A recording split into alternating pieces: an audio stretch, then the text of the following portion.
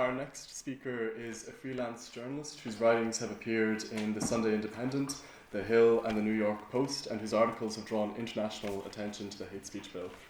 Thank you very much, Theo. Thank you.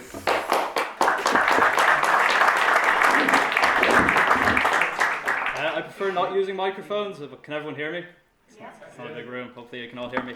Well, thank you to the organisers for inviting me here today. Now, I do apologise in advance, as I'm sure the last thing you want is a journalist lecturing you on the philosophical merits of free speech. I'll leave that to the esteemed panel. I'm not a philosopher or a renowned thinker of any kind, believe me. And I'm sure you've heard these arguments before, but I think it's worth recalling why free speech is so vital for a free society. Now, I think the best defence of free speech dates back to 1859 in a book titled On Liberty by John Stuart Mill. Are we all familiar with it? Yeah. Good stuff.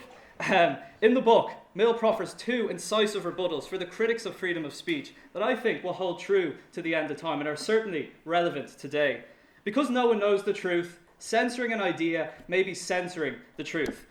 I mean, how many examples of, quote, misinformation have we been told about in the last few months, which turned out to be true? Do any come to mind? Does anyone want to mention one, no? Does anyone want to refer to a piece of misinformation that turned out to be true, or do you want me to just... Huh? Yeah, of course. New York Post. I write for the New York Post. Yeah, absolutely. But I think the one that stood out for me personally was that COVID emerged from a lab in Wuhan. I mean, do you remember this? Now, it does sound a bit outlandish and, quite frankly, bizarre when you hear it at first. But recently, the FBI and the US Energy Department confirmed that COVID did perhaps emerge from a laboratory at the Wuhan Institute of Virology.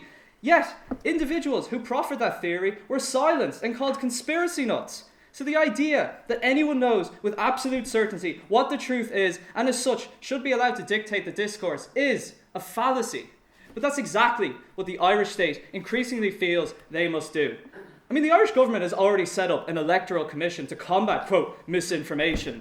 Their remit includes having the power to order social media giants to take down offending posts, correct them, or label them as misinformation. But when this body was asked by the press what examples of misinformation they are referring to, they couldn't name a single one. I mean, the remit seems to be, we must combat misinformation. And then someone asks the basic question, wait, what's that? And they say, I don't know. I mean, it is quite unbelievable if you think about it. Mill's second defence of free speech, which ties in with the third, involves creating a free market of ideas, which, he argued, is the best way to find the truth. I think it is precisely because no one knows the exact truth that even such ideas that perhaps do not align fully with the truth will help society at large to reach the truth. I mean, as a journalist, it is literally my job to engage in free speech. I mean, if I'm writing away at this and typing away at that, and I have this dreaded hate speech bill hanging over me, worried sick that I may offend the woke overlords or other special interests, I literally cannot do my job properly. Because a lie today may be the truth tomorrow. Which is why I think organisations like Free Speech Ireland are so important and necessary. In fact, I think every single journalist in this country should be out here at events like this advocating for free speech. I mean, the spectre of media commentators actually defending this bill just baffles and absolutely enrages me. It's like, I don't know, chickens advocating for more KFC restaurants or something. It just doesn't make any sense. But forget about me or other commentators for the moment. Journalists should never make themselves the story. We are insignificant in this wider debate, you'll be glad to hear. The Criminal Justice, Incitement to Violence and Hatred and Hate Offences Bill 2022 will render the free speech of ordinary people null and void and create a chilling effect around what people feel they can and cannot say. It is the job of journalists to advocate for the little guy or gal, not to carry fodder for a political class grasping onto power by limiting the rights of ordinary people, which is exactly what this bill does. Now, I don't see this in left-wing or right-wing terms. I know this conference has been framed as a sort of right-wing fascist rally or whatever, but of course it is. No, I'm joking. But this should be a bipartisan issue. In a free society, everyone should have the right to say what they want, full stop. Of course, within the confines of what is socially acceptable. Now, you can't actively encourage violence, which is already covered under the Prohibition of Incitement to Hatred Act, which dates back all the way to 1989. But to go back to my previous point, this isn't, or shouldn't be, I want to emphasise a left or right issue. The only binary here is between those who believe in a free society and those who do not. Now, a few weeks ago on Twitter, or X, I defended a man by the name of Paddy Cosgrave.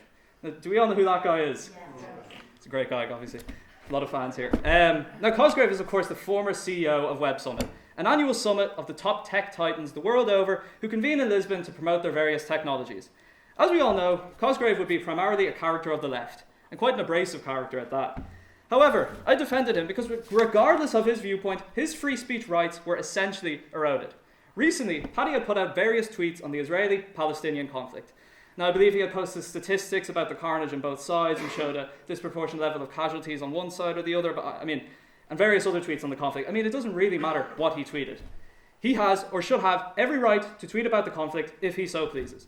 But unfortunately, in the world of late-stage capitalism, our tech overlords, many of whom are at the forefront in promoting censorship online, deemed this speech so offensive and egregious that they pulled out of his annual Web Summit event. Mega companies like Intel, Google, Siemens, you name it, decided that opining on a conflict almost everyone in the world has an opinion on was so beyond the pale that they removed their presence from Web Summit. And this essentially spelled the cancellation of Paddy Cosgrave. He is no longer the CEO of Web Summit, to the delight, I'm sure, of many of his detractors. But in the tweet defending him, I said, some may relish in Paddy Cosgrave's demise. He pissed off a lot of people. However, a bunch of mega companies cancelling someone for saying there should be no war crimes on both sides will have a chilling effect. It's Paddy today, who next? Because, my friends, it does not matter whether we agree or disagree with speech. We must protect the free speech rights, even, or should I say, especially, of those we disagree profusely with. Now, you may ask what this specific case has to do about the hate speech bill. I highlight this only to show that we are living in a time when large stakeholders, whether it be the political class or mega companies, simply do not believe people should have the right to say what they think. Let's forget about Paddy Cosgrave for the moment. Let's look at the councillors in Galway who courted controversy recently. Councillor Noel Thomas of Galway had his home raided by members of An Garda Síochána a few weeks ago. This raid occurred following an arson attack on a proposed site earmarked for asylum seekers in Galway. Just to be clear, Councillor Thomas had absolutely nothing to do with the fire. His crime was simply representing his constituents when he said that while he does not condone the arson, he understands why people in his community are upset about a lack of consultation about migrant settlements in their area, among other things. Before that crime, he had his family home raided at 6 a.m. His wife in tears during this whole ordeal, and his kids were made to think that their father was some hardened criminal. The guards ransacked his home, entered his children's room, scoured their belongings before making their way off with his phone and other items. Now, this in spite of the fact that Councillor Thomas had cooperated in every regard with the investigation and had even offered to surrender his phone. Now, Councillor Thomas was quick to defend the Gardaí as he speculated that political interference may have played a role in the raid. It's quite chilling. Now, this is the broader, censorious climate we now find ourselves in this country. Now, when speaking to the press, Councillor Thomas said, if this is what they can do to me as a sitting councillor, then God help anyone else if this hate speech bill is ever passed. And they have the power to come into people's homes and seize their devices based on next to nothing. It's Councillor Thomas today, and it could be anyone in this room tomorrow. But what is in this bill that has people so upset? Now, a few weeks ago, I tried to articulate to a US audience via The Hill, a publication based in America, just what's at stake if this bill passes. Now, what encouraged me to write this piece was a piece I had read in the same publication titled, "The EU should support Ireland's bold move to regulate big tech." In the piece, the author highlighted that in light of the Dublin riots, this is a very interesting quote, stemming from far-right online rumours about an attack on children. Now, I'm not sure what rumours the author is referring to here. Children were stabbed, lax immigration policies were not an insignificant factor in the stabbing, but yes, unfortunately, a tiny segment of opportunists decided to take advantage of the inner city's understandable anxiety by looting and causing havoc in central Dublin. But according to the author, it is vital that the Irish government now combat big tech by disrupting harmful algorithms, and America must follow suit. The piece says that the new Ministry of Truth, the new Media Commission, a man, has proposed a simple, easily enforceable rule that could change the game. All recommender systems based on intimately profiling people should be turned off by default. Well, that's the bill, guys. Thank you for listening to me. No, I'm joking. I'm afraid there's a lot more to the bill than that. Don't worry, I'm almost done. If this was all the bill was about, personally, I would support it. I think most people oppose creepy tech companies nitpicking at your every move on social media and using your search results for loathsome companies to advertise products to you. I find it incredible when I'm researching ways to combat my insecurities and an advertisement alleviating those insecurities appears on my feed. I won't get into too much detail. I remember researching once why I have so many grey hairs at such a young age, and then black hair dye appeared on my Facebook feed. But I didn't buy it. Trust me, I didn't buy it. Now remember, we don't pay to use these social media companies, meaning we are the product. But unfortunately, this is a complete whitewash of the core tenets of the bill that has people so worried. So, I'll be brief. Let's review the basics of the bill. As per the legislation, people with, quote, protected characteristics, which includes both race and colour. Now, I thought those two were the same things, but I'm sure the government has thought this through, like they think through everything. And nationality, among a plethora of other categories, are afforded new legal protections against physical and mentally inflicted harms in which offenders are motivated by, quote, hatred. The problem with the bill is that hatred, in this instance, is not defined. Just a show of hands here, who here has ever been accused of spreading hate or misinformation or hate speech? You, good sir, with the nice jumper. What was it that you said? Don't worry, I don't think the camera's on you. It was a sarcastic joke about a gender wage gap. So it was something that an employer would say that, oh, time to only hire men because my hatred towards women is greater than my love for profits. It was sarcastically meant, but Facebook didn't like that.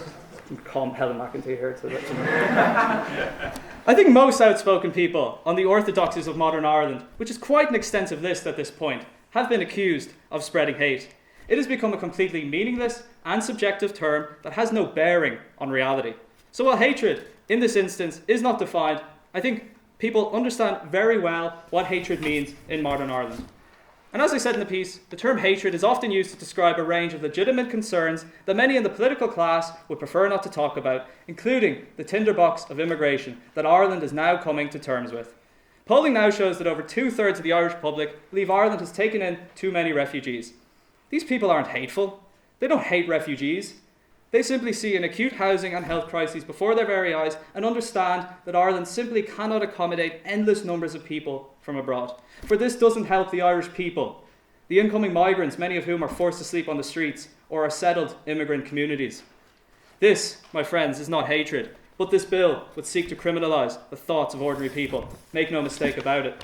Now, to go back to the way journalists may be impacted by the bill, it states that a broadcaster shall not broadcast anything which may reasonably be regarded as tending to undermine the authority of the state. I mean, who in their right mind determines what undermines the authority of the state? Is this event here this evening undermining the authority of the state? Yes. If so, you can lock us... Especially you. If so, you can lock us all up. Except me. No. As per the bill, it is also a criminal offence to possess ill-defined hateful material, quote, with a view to the material being communicated to the public or a section of the public. The bill completely eliminates even the pretense that Ireland is a common law jurisdiction. The legislation places the onus on the accused to prove that he or she did not intend to distribute the hateful material in public. This is a clear affront on the precept of innocent until proven guilty. Now, I think the part of the bill that has generated the most angst and concern is the section giving Ireland's police force and Garda Síochána the authority to raid the home of the possessor of such hateful material, demand their password and seize their devices. Failure to comply could result in a year-long prison sentence. So how long? Until you or a relative or a friend of yours shares, I don't know, a few edgy Jordan Peterson videos or dares to question the gender pay gap perhaps, or the government's immigration policies and gets a knock on the door and is asked to surrender his device for fear, or her device for fear that they may be spreading hateful material. We saw it happen to Councillor Thomas, so why wouldn't it happen to the ordinary Joe? Now, often the government seeks to blame the EU for their own incompetence, but I'm afraid the EU, in this case, has not covered itself in glory. Now, I'm not going to go on a Eurosceptic tirade, but because I did grow up in Brussels, so I don't hold too much animosity towards the European project. It has its pros, but it also has many of its cons. But the unholy alliance of Brussels bureaucrats and the woke Irish government have aligned to implement the EU's Digital Services Act, which also seeks to curb so-called hate speech. Now, the Irish state has already passed the Online Safety and Media Regulation Bill, which will enforce the DSA. The bill makes it an offence to spread online content currently in contravention of the 1989 incitement statute, but if passed, will apply to the hate speech bill, which covers a broad swathe and vague multitude of hateful offences. All of this done under the Ministry of Truth, known as Commission na Man, which will replace the Broadcasting Authority of Ireland, headed by our new clerics of all that is right and just under the tutelage of Chairperson Father Jeremy Godfrey. I mean, folks, it will even be a requirement for those who have spread hate or misinformation to attend misinformation confession before Father Godfrey. Now, that might be a case of misinformation, but it could be true, Now, not only does this bill not make sense from a civil liberties perspective, from an economic perspective, it is insane. The Irish state has for the past decade made our economy almost wholly reliant on US foreign direct investment, largely from the tech sector. These crushing regulations could make Ireland a less attractive hub for social media companies, worried sick that they are not adhering to these unworkable social media restrictions. In particular, what about Mr. Free Speech advocate Elon Musk? Should we give a shout out to Elon Musk? I think he promoted this event.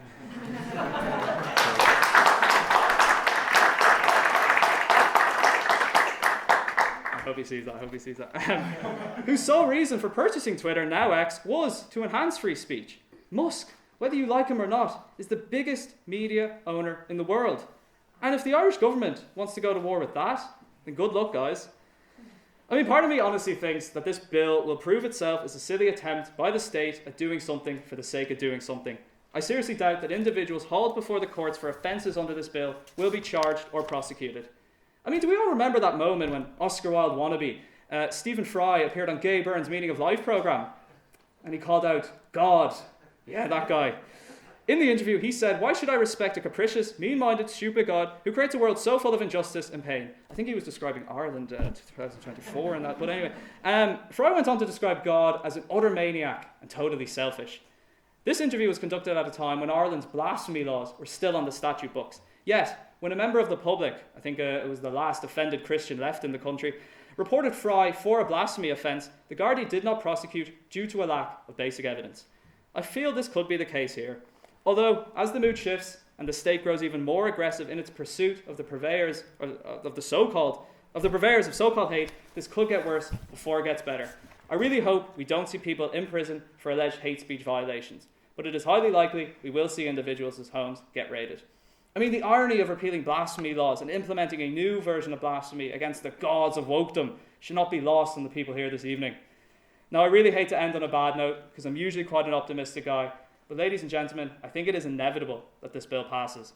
But when it does, we must do everything in our power to break this law and engage in a bit of scrupulous civil disobedience. Who's with me?